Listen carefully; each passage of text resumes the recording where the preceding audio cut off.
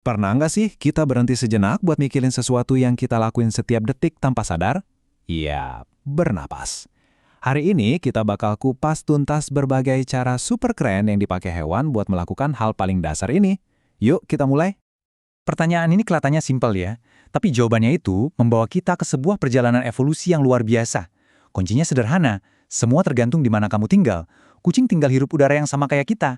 Tapi ikan, dia harus berjuang lebih keras buat dapetin oksigen dari air. Gimana caranya? Yuk kita cari tahu. Betul banget, kebutuhan akan oksigen itu sama buat semua makhluk hidup. Tapi solusinya, wah itu yang beda-beda dan kreatif banget. Mulai dari paru-paru yang udah kita kenal, sampai cara-cara yang mungkin belum pernah kalian dengar sebelumnya. Kita akan bedah satu persatu adaptasi cerdas ini. Oke, kita mulai dari rumah kita sendiri ya, di darat. Buat hewan darat, tantangannya adalah gimana caranya mengambil oksigen dari udara di sekitar mereka. Nah, ada dua sistem utama buat ngelakuin ini. Yang pertama, pasti kalian udah nggak asing lagi. Nah, ini dia sistem yang kita pakai.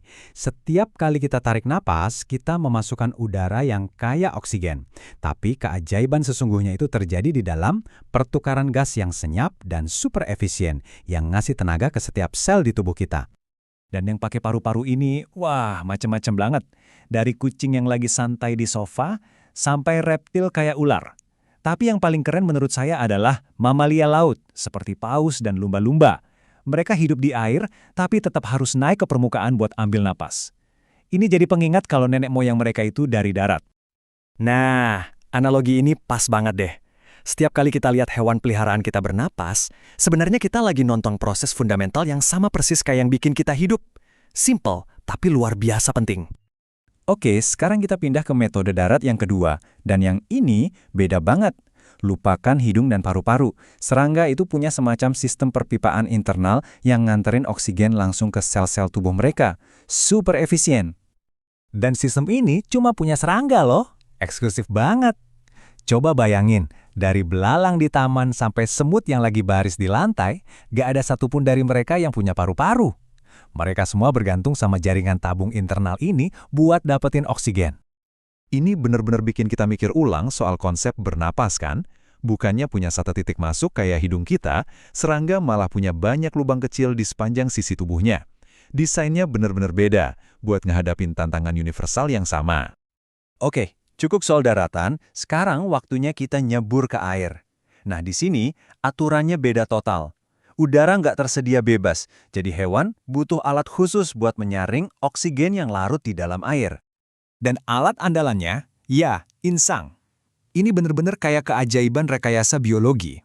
Anggap aja kayak filter super canggih yang dirancang khusus buat menangkap molekul-molekul oksigen berharga dari air yang melewatinya.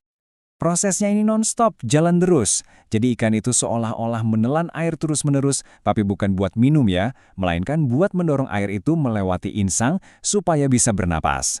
Ini adalah sebuah tarian ritmis antara air, oksigen, dan kelangsungan hidup. Kalau ngomongin insang, ya pasti yang kepikiran pertama itu ikan. Tapi, jangan salah, nggak cuma ikan loh. Hewan krustasea kayak udang dan kepiting juga pakai insang. Dan yang paling menarik tuh katak. Dia memulai hidupnya di air sebagai berudu yang bernapas pakai insang, sebelum secara ajaib bertransformasi dan beralih ke paru-paru saat dewasa. Nah, ini dia poin kuncinya. Insang itu sangat terspesialisasi untuk air, sampai-sampai jadi nggak berguna sama sekali di udara. Inilah alasan kenapa ikan bakal mati lemas di darat meskipun dikelilingi oleh lautan oksigen. Eits, ternyata nggak cuma itu aja. Seolah-olah paru-paru dan insang belum cukup, alam tuh masih punya banyak kejutan lain. Yuk kita intip beberapa cara bernapas yang lebih unik dan nggak biasa lagi. Coba bayangin deh, bisa bernapas tanpa hidung atau mulut. Bagi beberapa hewan, seluruh permukaan tubuh mereka adalah organ pernafasannya. Kuncinya apa? Kulit mereka harus selalu lembab supaya oksigen bisa meresap masuk. Contoh paling jelasnya ya cacing tanah, dia 100% mengandalkan kulit lembabnya buat bernapas. Tapi katak dewasa nih, lebih canggih lagi. Dia punya paru-paru, tapi dia juga bisa menyerap sebagian besar oksigennya lewat kulit. Ini yang bikin dia fleksibel, bisa hidup di darat tapi juga dekat air. Dan di sini ada harga yang harus dibayar. Bernapas lewat kulit emang efisien, tapi hewannya jadi bergantung banget sama lingkungannya. Buat cacing tanah, kelembapan itu bukan sekedar pilihan, tapi soal hidup dan mati. Oke, yang terakhir ini kita akan bahas sistem pendukung super canggih yang cuma ada di burung. Anggap aja ini bukan alat napas utama, tapi semacam turbocharger buat paru-paru mereka. Nah, ini yang penting dicatat. Pundi-pundi udara ini nggak menggantikan paru-paru. Mereka kerja bareng buat menciptakan satu sistem pernafasan yang super kuat. Udara itu mengalir terus lewat paru-paru dan masuk ke kantong-kantong ini, menciptakan aliran oksigen satu arah yang konstan, beda banget sama sistem mamalia. Anggap aja pundi-pundi udara ini kayak tangki oksigen cadangan yang udah terpasang di dalam tubuh. Inilah yang memungkinkan burung buat terbang di ketinggian ekstrim, di mana udara yang tipis bisa bikin mamalia manapun pingsan. Ini adaptasi luar biasa yang bikin mereka jadi penakluk langit sejati. Wah, banyak banget ya yang udah kita bahas, dari paru-paru di darat sampai pundi-pundi udara di langit.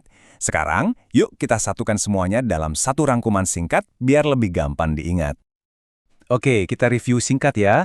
Pertama, ada paru-paru, dipakai sama mamalia, burung, dan reptil, contohnya kucing. Terus ada kulit yang lembab, ini buat amfibi dan cacing, seperti katak.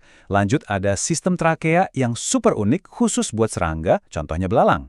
Lalu ada insang yang sangat terspesialisasi buat kehidupan di air, seperti ikan dan udang. Dan terakhir, pundi-pundi udara yang jadi alat bantu super buat burung, seperti elang. 5 solusi yang sangat berbeda untuk satu kebutuhan yang sama, oksigen. Nah, setelah kita menjelajahi 5 metode yang luar biasa ini, saya punya satu pertanyaan buat kalian. Dari kelima cara ini, menurut kalian, mana sih yang paling unik, paling out of the box? Apakah sistem perpipaan langsungnya serangga, kemampuan bernapas lewat seluruh permukaan tubuh, atau mungkin turbocharger super yang bikin burung bisa terbang begitu tinggi? Dunia alam emang selalu penuh dengan solusi yang menakjubkan. Terima kasih sudah menyimak dan tetaplah penasaran.